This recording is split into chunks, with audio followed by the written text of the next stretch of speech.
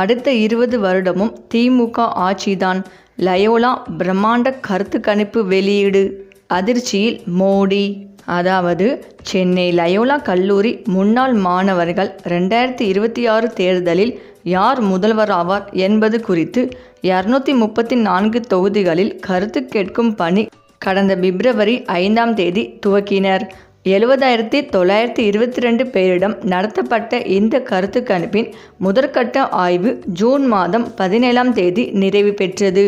அப்போதைய கருத்து கணிப்பு முடிவுகளின்படி தமிழகத்தில் அடுத்த முதல்வராக அதிக வாய்ப்புள்ள தலைவர்கள் என்ற கேள்விக்கு பெறப்பட்ட கருத்துக்கள் அடிப்படையில் 77.83% பேர் ஸ்டாலின் மீண்டும் முதல்வராக வாய்ப்பு உள்ளதாக தெரிவித்துள்ளனர்.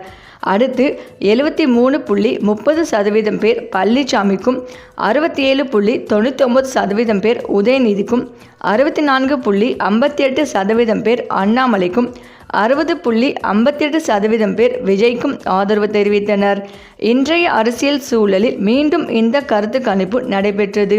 அதில் எடப்பாடி பழனிசாமி பின்னுக்கு தள்ளி 2வது இடத்திற்கு முன்னேறினார் தவேகா தலைவர் விஜய்.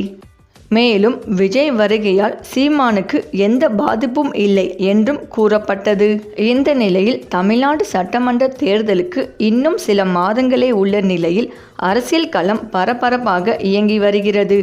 அரசியல் கட்சிகள் கூட்டணி தொடர்பாக பேசுவது, தங்கள் கட்சிகளை பலப்படுத்துவது, விருப்ப மனு பெறுதல் உள்ளிட்டவற்றில் கவனம் செலுத்தி வருகின்றனர்.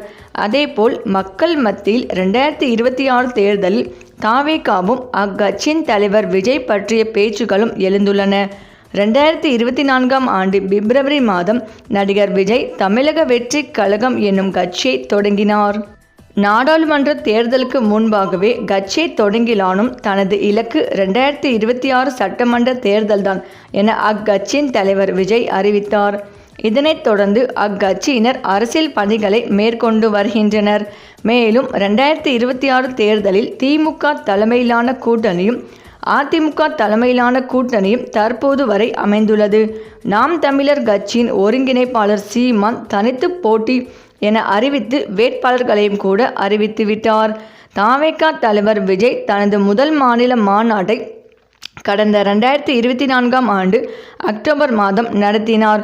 அந்த மாநாட்டில் தங்கள் தலைமையிலான கூட்டணியில் ஆட்சிக்கு பங்கு என அறிவித்தார். தற்போது வரை தவேகாவுடன் யார் கூட்டணி என்பது உறுதியாகவில்லை.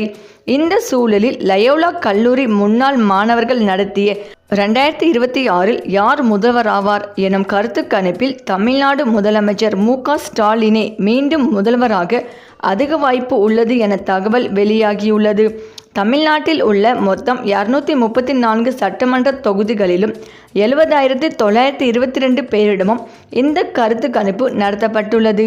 இதில் 77.83% பேர் முதலமைச்சர் மு.க. ஸ்டாலினே மீண்டும் தமிழ்நாட்டில் முதலமைச்சராக வருவதற்கு வாய்ப்பு என தெரிவித்துள்ளனர். முதலமைச்சர் மு.க. ஸ்டாலினை தொடர்ந்து விஜய் 2ஆம் இடம் என்றும், எதிர்க்கட்சி தலைவர் எடப்பாடி பழனிசாமிக்கு 3வது இடம் எனவும் தகவல் வெளியாகியுள்ளது. மேலும் சீமானுக்கு 4வது இடமும், அண்ணாமலைக்கு 5வது இடமும் என சொல்லப்பட்டுள்ளது. இது மட்டுமின்றி தவேகா வருகையால் யாருக்கு அதிக பாதிப்பு ஏற்படும் என்ற கருத்து கணிப்பின் முடிவில் திமுகவுக்கே அதிக பாதிப்பு ஏற்படும் எனவும் சொல்லப்பட்டுள்ளது. புதிய வாக்காளர்களை கவரும் இளம் தலைவர்கள் யார் என்ற கருத்து கணிப்பில் விஜய்க்கு முதலிடமும், அண்ணாமலைக்கு 2வது இடமும், உதயநிதி ஸ்டாலினுக்கு 3வது இடமும், சீமானுக்கு 4ஆம் இடமும் கிடைத்திருப்பதாக சொல்லப்படுகிறது. இந்த நிலையில் விருதுநகர் மாவட்டம் சிவகாசியில் நடைபெற்ற அதிமுக வாக்குச்சாவடி முகவர்கள் கூட்டத்தில் பேசிய முன்னாள் அமைச்சர் ராஜேந்திர பாலாஜி, வரவிருக்கும் சட்டமன்ற தேர்தலில் அதிமுகவிற்கும் திமுகவிற்கும் இடையேதான் நேரடி போட்டி இருக்கும் என்று திட்டவட்டமாக கூறினார். தமிழக வெற்றி கழக தலைவர் விஜயை மறைமுகமாக விமர்சித்த அவர், திரையில் தோன்றுபவர்களை பார்க்க மக்கள் கூட்டம் கூடும் என்றும், ஆனால் அந்த கூட்டம் ஒருபோதும் வாக்குகளாக மாறாது என்றும் தெரிவித்தார்.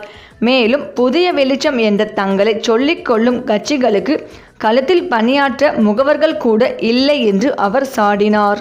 தொடர்ந்து பேசிய அவர், எடப்பாடி பழனிசாமி இல்லை என்றால் அதிமுகவை யாராவது அடகு வைத்திருப்பார்கள் என்றும், அவரை மீண்டும் முதலமைச்சராக்குவதை தொண்டர்கள் அவருக்கு செய்யும் நன்றி கடன் என்றும் உணர்ச்சி பூர்வமாக குறிப்பிட்டார்.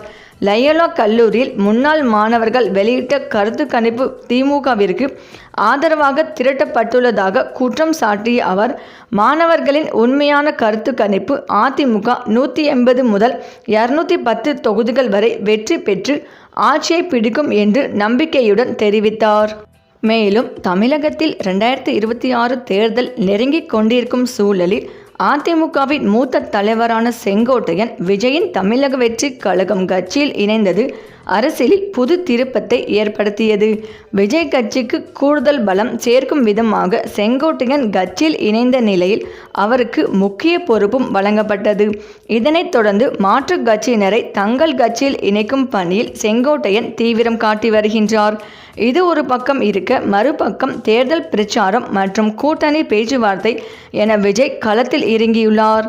இதனிடையே யார் கூட்டணிக்கு வந்தால் என்ன, வரவில்லை என்றால் என்ன, நாம் அடுத்த வேலையை பார்ப்போம் என அடுத்த கட்ட கட்சி வேலைகளில் விஜய் கவனம் செலுத்தி வருவதாக கூறப்படுகிறது. அதாவது குற்ற பின்னணி, மக்கள் செல்வாக்கு, ஜாதிய பின்னணி என அனைத்தையும் அலசி ஆராய்ந்து 234 தொகுதிகளுக்குமான வேட்பாளர் பட்டியலை அவர் தயார் செய்து வைத்துள்ளார்.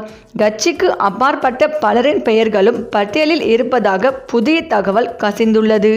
மேலும் தமிழக அரசியலில் மேலும் ஒரு மாற்றம் ஏற்பட்டுள்ளது. நாம் தமிழர் கட்சியின் முன்னாள் மாநில ஒருங்கிணைப்பாளரான ஜெகதீச பாண்டியன் தமிழக வாழ்வுரிமை கட்சியில் இருந்து விலகி நடிகர் விஜயின் தமிழக வெற்றி கழகத்தில் இணைய உள்ளதாக தவேக தலைவர் வேல்முருகன் தெரிவித்துள்ளார். அவர் விரைவில் விஜயை சந்தித்து கட்சியில் சேர உள்ளதாக தகவல்கள் தெரிவிக்கின்றன. ஜெகதீச பாண்டியன் கடந்த காலத்தில் நாம் தமிழர் கட்சியின் முக்கிய பொறுப்பில் இருந்தவர். 2024 நாடாளுமன்ற தேர்தலில் கள்ளக்குறிச்சி தொகுதியில் நதக சார்பில் போட்டியிட்டார். எனினும் கட்சி தலைவர் சீமானுடன் ஏற்பட்ட கருத்து வேறுபாடு காரணமாக அக்கட்சியை விட்டு வெளியேறினார். அதன்பின் வேல்முருகன் தலைமையிலான தவேகவில் இணைந்து செயலாற்றி வந்தார். இந்த காலகட்டத்தில் அவர் சீமானை கடுமையாக விமர்சித்து பேசி வந்ததாக கூறப்படுகிறது. தவேக தலைவர் வேல்முருகன் வெளியிட்ட அறிக்கையில் இதனை உறுதிப்படுத்தியுள்ளார். அறிக்கையில், ஜெகதீச பாண்டியன் நதகவில் இருந்து வெளியேறிய பின் எங்கள் கட்சியில் சேர்ந்தார். ஆனால் அவர் தொடர்ந்து சீமானை விமர்சித்து வந்தார். நதகவை தமிழ் தேசிய பேசும் நட்பு சக்தியாக நாங்கள் கருதுகிறோம். எனவே சீமான் மீதான விமர்சனங்களில் எனக்கு உடன்பாடில்லை என பலமுறை அறிவுறுத்தினேன்.